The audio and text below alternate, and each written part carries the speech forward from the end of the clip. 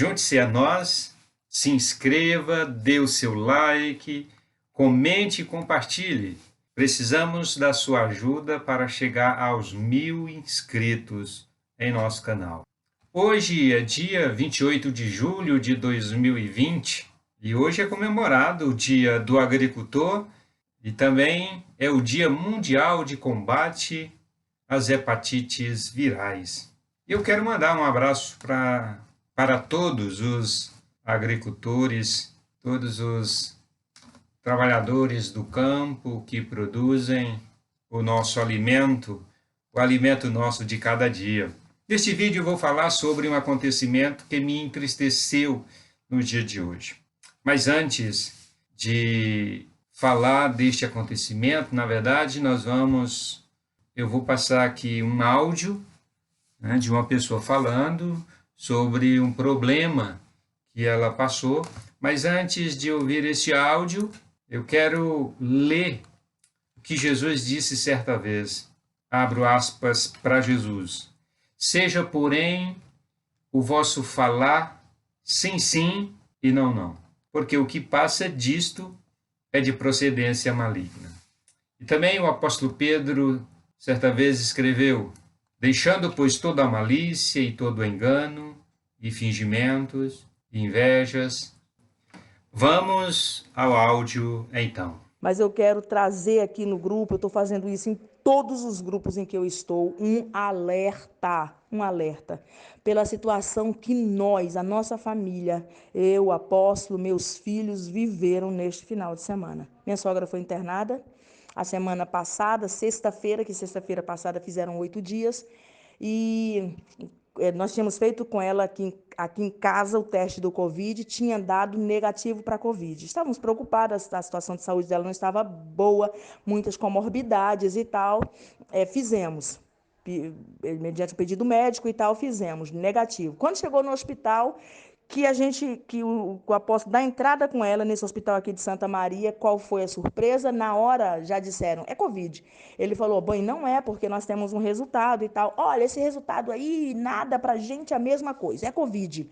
Empurram ela para a área de Covid, lutou, passou a noite inteira lá e tal. Não, ela tal, os sintomas, a radiografia, aquele quadro todo, chega 1, chega 2, chega 3, todos com o mesmo discurso.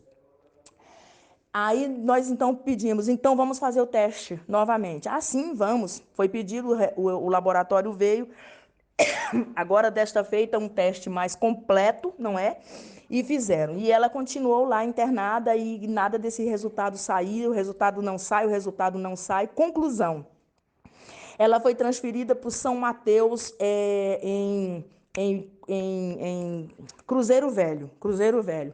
Foi transferida, fui lá, nos apresentamos com a família e tal, aquela coisa toda. E não, a gente vai ficar ligando para vocês, porque aqui a gente já tem a indicação de que ela está com Covid. Bem, mas o teste não saiu, nós temos um teste. Mas esse teste não vale nada, o discurso mesmo. Ipsis literis, parece que eles ficam ouvindo a mesma vitrola. E aí, quando foi no sábado, não é? Eles tinham ligado, na sexta eles ligaram dando uma notícia, dizendo que ela estava maravilhosa, que estava recuperando, que estava isso, que estava aquilo, que os batimentos, que isso, ficamos super felizes. No sábado, a médica liga dizendo que ela tinha tido uma parada cardíaca por volta de 1h da tarde e que o quadro dela praticamente era irreversível, mudou completamente. Escutei o Júlio falando com ela, nossa, parece que vocês estão falando de 2 pessoas diferentes. Ok. Quando foi à noite, ele inquietado, como ele tinha testado, que agora eu não sei se realmente foi mesmo, não é? Porque ele não teve sintomas nenhum e o que eles dizem é que ele é assintomático. Eu falei, amor, eu vou lá. E aí eu fui no hospital, me saio daqui por volta de umas 7h40 da noite, sábado agora. Chego no hospital, me deixam lá embaixo esperando 2 horas, estão em procedimento. Ok, tudo bem, vamos aceitar, vamos aguardar.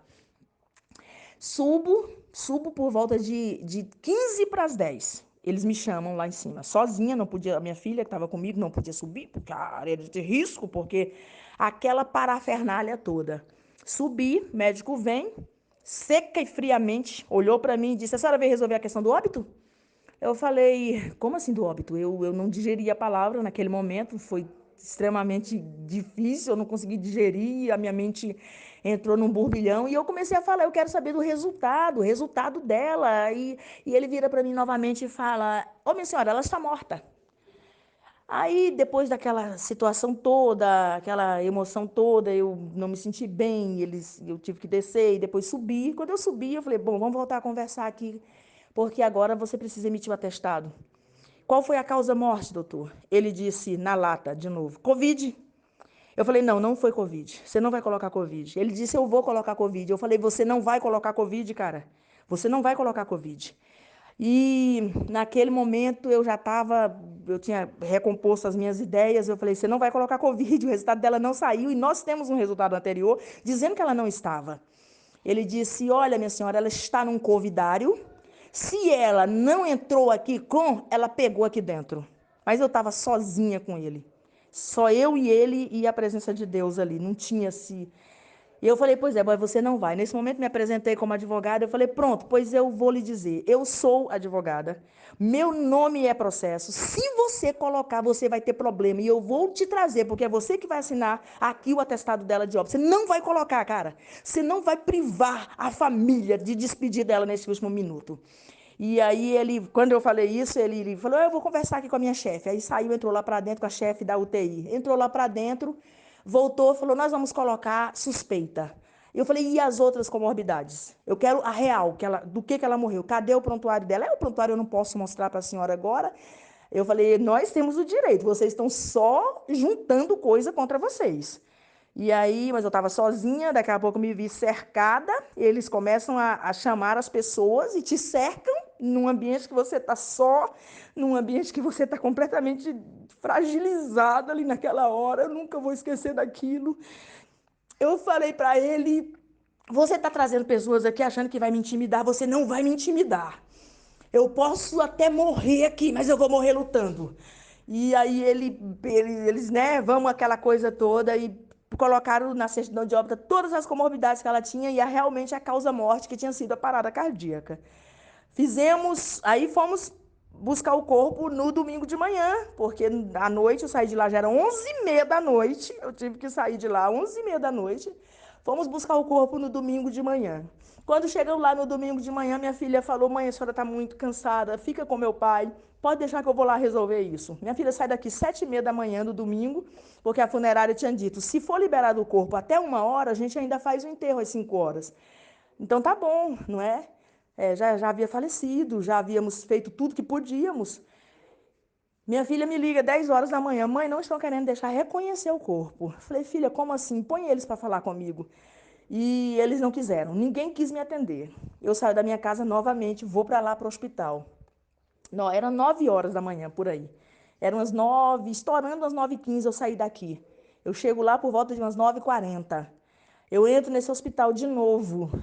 Pense num problema, queridos, de delegacia, a Secretaria de Justiça, a Ministério Público. No domingo eu tive que recorrer, 5h da tarde nós conseguimos resolver tudo, não é? Eles, quando viram da nossa decisão, eu falei, não vou sair daqui com um pacote, meu irmão, sem saber se é ela. Você não precisa se preocupar, vocês estão fazendo isso com as famílias, mas vocês acharam uma família que vai resistir, nem que a gente enterre ela daqui a 10 dias. Não se preocupe. Pois só com uma medida judicial. Eu falei, pois não tem problema. E aí a gente foi delegacia, chamou polícia, foi aquele... Aí eles foi decidindo, não, então tá bom, a senhora vai lá reconhecer, depois que nós já tínhamos feito tudo isso, né? E aí a senhora vai lá reconhecer o corpo. Eu falei, não, eu não vou. Eu não vou porque eu também tenho algumas comorbidades e eu não vou. Quem vai é meu filho. Vai a senhora ou não vai ninguém, vai meu filho, cara. Vai meu filho. E aí meu filho estava lá, e aí ele foi, reconheceu o corpo da avó. Nós só conseguimos sair de lá, porque aí a funerária foi e já eram 5h da tarde. Nós passamos por isso tudo. Nós passamos por isso tudo. E aí hoje eu fiquei atrás para saber o resultado do exame, não é? Eu falei, agora eu quero, agora a gente quer. E hoje o resultado do exame dela saiu. E sabe qual foi? Sabe qual foi o resultado? Negativo para a Covid, o resultado que foi feito lá dentro, do exame que foi feito lá dentro. Então, nós íamos enterrá-la como Covid, ela ia entrar para uma estatística de Covid, a família não ia poder ter acesso no velório dela, somente o limite de 7 pessoas, e isso é tudo combinado entre todos. Há uma máfia, queridos, há uma máfia, há um crime organizado sobre essa doença chamada Covid-19 no nosso país. Eu queria contar isso aqui para você, para que você se desperte. Não deixe, se o seu parente tiver que ser internado e eles quiserem lhe empurrar desse jeito, exija, corra atrás, vá às últimas instâncias. O protocolo do Ministério da Saúde e do GDF diz o seguinte: você entrou com um paciente, ele não tem, ele está com a suspeita, que é um problema no pulmão, problema respiratório, causam, né, dão a suspeita do Covid. Ele tem que ser mantido afastado e não feito como fizeram com a minha sogra, que colocaram junto na mesma ala. Se ele vier a óbito e o resultado do exame não tiver saído, como foi o caso da minha sogra, o que você tem que, o que o hospital tem que fazer? Chamar um laboratório, colher o material dela, pelo menos nos próximos 20 minutos, 30 minutos depois da morte. E esse laboratório, ele está obrigado a entregar o resultado 24 horas depois. Enquanto isso, o corpo permanece no hospital. Por quê? Porque a família precisa receber um corpo sabendo, tá com Covid, não tá com Covid. Essa balela aí de suspeita é conversa fiada que eles inventaram, tá bom? Então, assim, eu tô compartilhando isso com vocês. Por quê? Porque agora eu desconfio que o resultado do meu amor também tenha dado positivo. E, assim, eu vi o sofrimento que meu amor ficou. Porque ele ficava se questionando: amor, será que eu passei Covid para ela? Ela acamada, tadinha, os últimos meses dela foi acamada, foi um sofrimento muito grande para nós, para a família. E essa dúvida no coração desse filho, pensa nisso. Quantas famílias não estão passando por isso? Divulguem, podem divulgar. Eu tô com um vídeo, quem quiser o vídeo, eu fiz o vídeo lá na porta do hospital. Eu não tinha soltado o vídeo ainda, porque eu queria o resultado do exame. Tá bom, quem quiser pode soltar, eu não me importo, coloca o seu nome, faz. Eu quero é que a população saiba desse engano, dessa fraude, dessa mentira. E Deus é fiel. Amém, queridos? Muito obrigada. Deus abençoe vocês.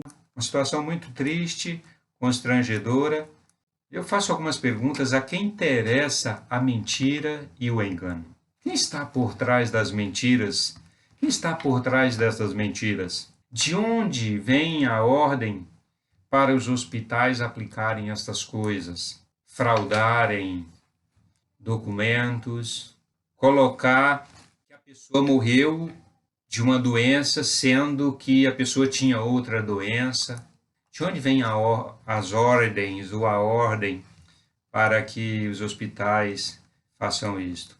Os funcionários públicos que trabalham nos hospitais pratiquem estas coisas. A quem interessa a mentira e o engano? As pessoas, a população, o povo de bem precisa ficar esperto para não se deixar ser manipulado.